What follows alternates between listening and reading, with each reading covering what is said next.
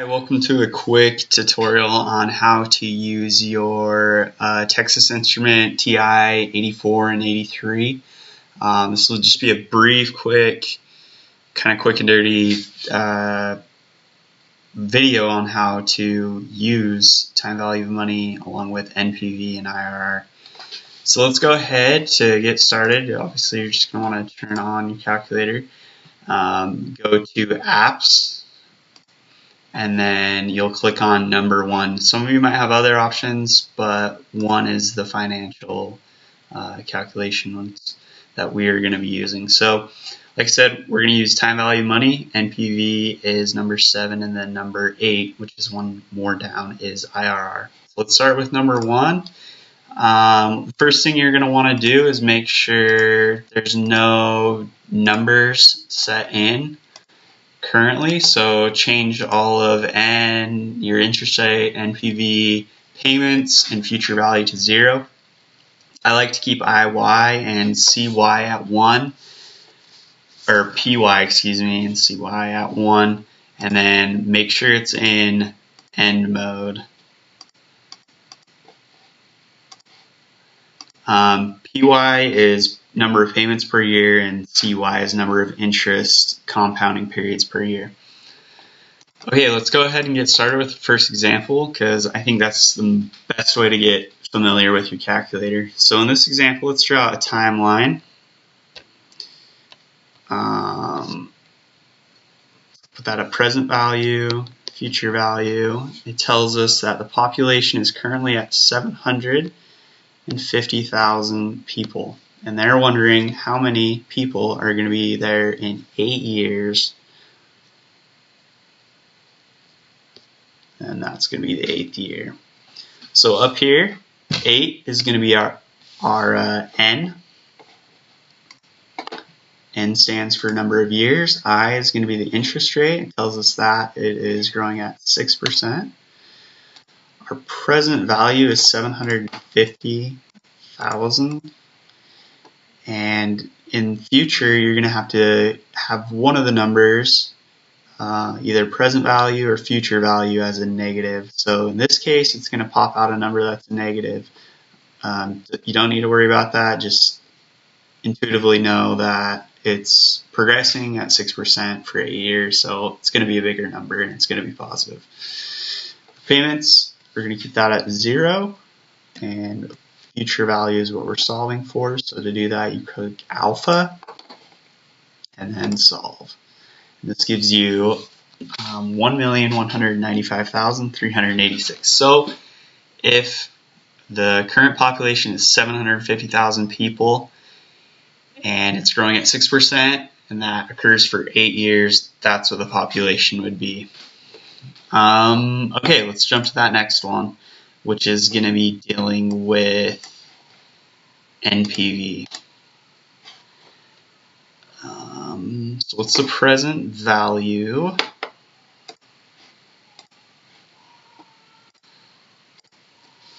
What is the present value of cash flows of 300 at the end of years 1 through 5, a cash flow of negative 600 at the end of year 6, and cash flows of 800 at the end of years 4 through 10, if the appropriate discount rate is 10%. So let's go ahead and pull up that NPV function on our calculator.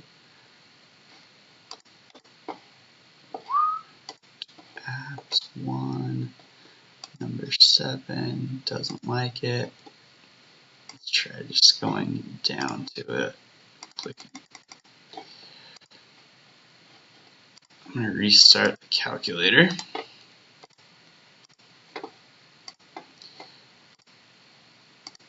Okay, so we're where we need to be.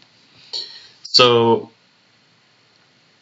they have a unique process of inputting for NPV and IRR, and I'm going to write that down. So right after your dash, for this one, for NPV, it's going to ask for the interest rate, so IY, and then it's going to ask next for your cash flow at time 0. Following that, it wants your cash flows. And then the last thing you're going to do is the frequency.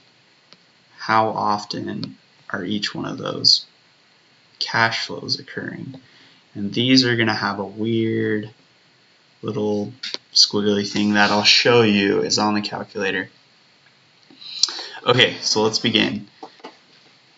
Our interest rate is saying that our discount rate is 10%, and you keep that in as a whole number. You don't put it as a percentage, or in decimal form rather. 300. Okay, cash flow times 0 is going to be 0 because it didn't say we invested anything or we made this purchase. When you see that, you're going to have to input a negative number. So for instance, if you were to buy a building that costs, or a piece of equipment that costs $4 million, that would be a negative $4 million. So in our case, it's a 0 though. It doesn't say that it had any starting value. Next thing you're going to do is hit second, and then this right here, right next to your comma, and that's going to give you that squiggly column that I was telling you about. And those cash flows are 300, comma, and then negative 600, comma, and then the last one was 800. And then we're going to close that out. And then add a comma, and then start the process over again. So right here it's saying, what's our frequency? How often is that occurring? So we know that first one of 300 it occurred 5 times. So that's going to be 5. The next one was negative 600, and that only occurred in the end of year 6, so that's 1. And then the last one, 7 through 10, 7, 8, 9, 10. That's 4 years. So 4. And then we close that out. And then we're going to calculate with our solver. And that's going to give us a positive 2,200 and basically 30. Since that's a positive NPV, anything above 0 is something we should accept. So we would accept this. Okay, moving on to IRR. Same process. Let's go here to 1, number 8. I don't really like that it's like that. I want it a fresh window. Okay, IRR. I'm going to draw. It also has a unique formula that we're going to have to follow when computing. So it asks for, we start with CF0, and then it asks for our cash flows, and then frequencies is the last thing. And these are going to have the weird squiggly start and end like our other friend did with NPV. So in this case, it says that we purchased a new machine that cost us $10,010. So that's going to be a negative 10,010. Add that comma. The next is cash flows. This is at, so we got to start that weird thing. Okay, it says 1,000 is going to happen in year 1, 3,000 year 2, 6,000 in year 3, and then the last one is going to be 7,000. Go ahead and close that one out. Add the comma, and then start over. It's asking, okay, how often is that occurring? Each one of them is happening once and only once. So there's 4 different times. So we're going to add 4 ones, and then close that one out. And then just hit solve. And so it's 19% is our internal rate of return. So for this case, it said that the discount rate is 15%. And so since this is at 19%, yeah, that's looking awesome. Okay, since that's at 19%, we would totally want to accept it. So that would be a good